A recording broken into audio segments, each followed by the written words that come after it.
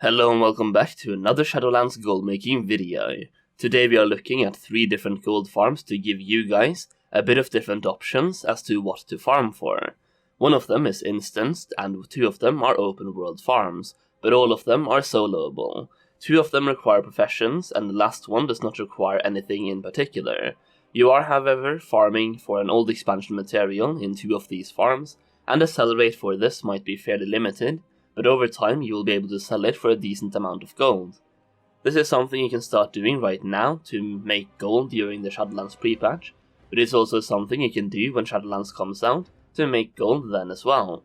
Now before we get into the first gold farm, I want to give a massive shout out to Scythe, as he made a video on this before I even started making my video, and he's done a fantastic job on it. So if you haven't checked out his channel yet, now is the time to do so. You can find a link to Scythe's video in the description, and I'll add it as a pinned comment as well, if I remember to do that. Now let's cover the gold farms. The first farm takes place in Karazhan, and the item you'll be going for is the Knothide Leather, which you can use to craft into different TBC items, transmog pieces, and last but not least, heavy Knothide Leather, which is used in higher tier crafts, and it sells for a decent amount of gold on most realms. So before you go here, just go and check the price for Knothide Leather and heavy Knothide Leather on your server, and see if it's worth it for you. From 10 resets, which should take you about 20 minutes, you can expect to get roughly 1,250 Knothide Leather, so multiply that by the price of Knothide Leather on your server, then multiply that by 3, and you got your gold per hour right there. Keep in mind you can only do 10 resets per server per hour, so if you want to do only this farm, then you will need to play on 3 different servers in order to do 30 resets per hour. For me though, I keep a character stationed outside Karazhan, I do 10 quick resets, then I log back on my druid and farm Elementium in Deepholm for 40 minutes, and then I log back and do 10 more resets of Karazhan. Basically, you can combine this with any type of open world farm, and for the farm itself you just go to Deadwind Pass in Eastern Kingdoms, you locate the Karazhan raid, you enter the raid, and then you just go straight to the right into the spider room, you skip the spiders, you head on over to the bat room, you pull all of the bats, and you pull them into the hound room, and you pull the hounds as well. Being a class with heightened movement speed is beneficial, but not required. Being a monk is especially beneficial because you have heightened movement speed, and you can use your statue to pull mobs even faster, but once again, it is not required. You can also use a Darkmoon Firewater to speed up the skinning speed. It is not required, but it will drastically increase your efficiency, so in my opinion, it is pretty much required. And what is definitely required is Outland Skinning, which you can pick up in Shattrath.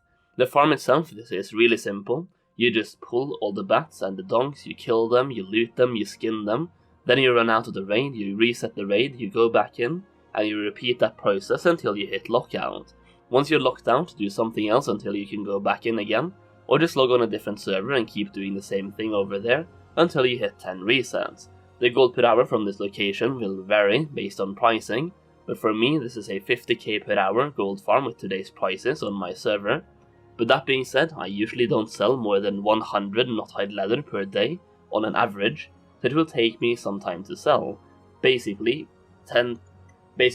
20 minutes of farming or 10 resets of farming takes me 12 days to sell. So if I farm this for 1 hour, that would be 36 days to sell all of the materials, if I just go with the daily average. Regardless, this is a very efficient gold farm, and you can easily stock up on this prior to Shadowlands, and sell a bunch of Knothide Leather over time. Farm number 2 is really boring, but also very effective, and it is pretty much farming mining and herbalism in Northrend. Particularly mining, but I also pick up any flower I find while looking for mining veins, simply because I just hate not picking up things. Now, the main thing you're looking for is titanium, and this is most easily farmed in Icecrown or in Wintergrass, in my experience at least. I like doing a bit of both, so usually I farm in Wintergrass for a while, and then I go over to Icecrown, then go back to Wintergrass, and just go back and forth to just get a bit of change in scenery every now and then. So why farm for titanium? Well, it's fairly simple. It's used for the gnomish X-ray specs, which lets you see naked people. Well, okay, maybe not, but it's used in creating Titan Steel, which is further used to craft a Mechanohog for Horde, and Mechaneer's Chopper for Alliance. And as I've said for a while now, mounts always sell regardless of expansion. Mounts are a collection item, and some players may not have them yet, and new players do most certainly not have them, so crafting a bunch of different mounts is a very lucrative way of making gold over time. So while you farm the titanium, you can use it yourself to craft these mounts, which will make you even more gold, or you can straight up sell the titanium to people crafting these mounts and selling them. This pretty much depends on how much time you want to put into it, and how fast you want to get your gold, since titanium ore has a much higher sell rate than the mounts themselves, so if you need gold right now, then selling the ore itself might be the way to go. I should also mention that you need to have, or at least you really want to have, Northrend mining to acquire more materials per vein. And the last farm for today is a battle pet farm, one I've become quite fond of myself, as you can obtain a fair amount of battle pets per hour, and it is the Filthling farm in Isle of Thunder. For this farm you simply go to this place in Isle of Thunder and you kill Filthlings. For every Filthling you kill, there's a chance that an elite Filthling will spawn, and this elite Filthling has a roughly 33% chance to drop a pet in my experience. The Filthling pet right now sells for an average of 2k each, and I get about 20 of them per hour, making this a 40k gold per hour gold farm. That being said, it is a battle pet farm, and battle pets in general have a fairly low sell rate on the auction house, but they are also very cheap to put up, as they basically have no auction listing fee. This makes this a very good gold farm, and it's a very good battle pet to stock up on right now, and sell over the course of Shadowlands. As for other gold farms, you can still make a decent amount of gold by doing something so simple as farming herbalism and mining in BFA. You can do 2x4 farms for Tidespray Linen and Mount in BFA, and you can farm Elementium ore in Deep Palm or Uldum.